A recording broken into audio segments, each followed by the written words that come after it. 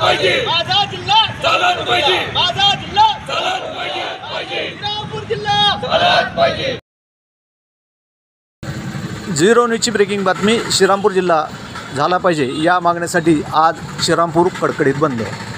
अहमदनगर जिल्ह्याचे विभाजन करून श्रीरामपूर जिल्हा झाला पाहिजे या मागणीसाठी तसेच श्रीरामपूरवर गेली 40 वर्षापासून होत असलेल्या अन्यायाला वाचा फोडण्यासाठी श्रीरामपूर स्वाभिमानी श्रीरामपूर कृती समितीच्या वतीने आज बंद ठेवण्यात आला।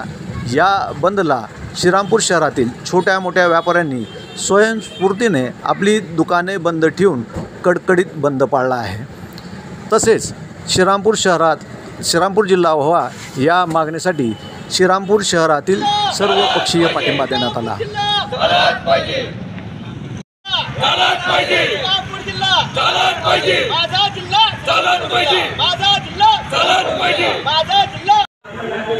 ये होने के लिए ये बहुत सालों से सबकी ख्वाहिश है कि श्रीरामपुर जिला होने बनता, लेकिन यहाँ कुछ राजकीय लोगों की वजह से ये श्रीरामपुर जिला नहीं हो रहा। और यहाँ पर श्रीरामपुर जिला होने के लिए हमको विधानसभा का जो आने वाला इलेक्शन है इस पर हमको पूरे श्रीरामपुरकर को विधानसभा के इलेक्शन में बहिष्कार डालने होना।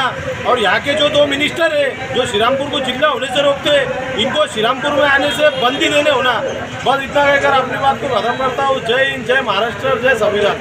अनेक वर्षापासून श्रीरामपूर जिल्हा व्हावा ही जी मागणी प्रलंबित आहे ही तत्परतेने पूर्ण केली पाहिजे। महाराष्ट्र शासनाचं आणि भाजपचं एक ब्रीदवाक्य आहे हिंदुत्ववादी, आणि श्रीरामपूरचं नाव श्रीरामाच्या नावाने असल्या कारणाने श्रीरामपूर जिल्हा झालाच पाहिजे। यांना श्रीरामाचं नाव वापरून जेव्हा राजकारण करतात आणि श्रीरामाचं नाव असलेलं श्रीरामपूरला जिल्हा करत नाही याबद्दल एक वेगळं चित्र निर्माण होतं देशापुढे आणि राज्यापुढे।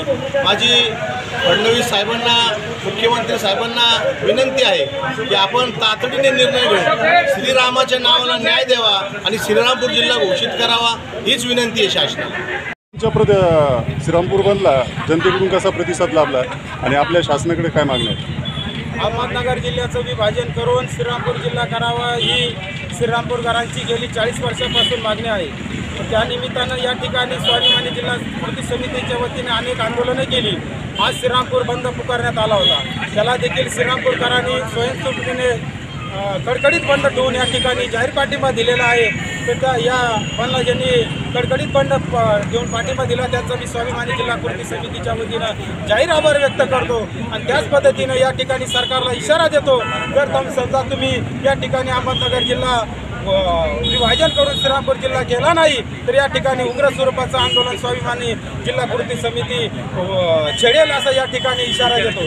आपण बघितलं या ठिकाणी सर्व पक्षीय, सर्व संघटना, सर्व जाती धर्माचे लोकांची एकच मागणी आहे की श्रीरामपूर जिल्हा झाला पाहिजे। आणि तो श्रीरामपूर जिल्हा झाला नाही तर इथून पुढच्या काळामध्ये आम्ही चक्काजाम आंदोलन करणार आहे याचं देखील या ठिकाणी सरकारने आमची इशारा नोंद घ्यावी। It's news impact.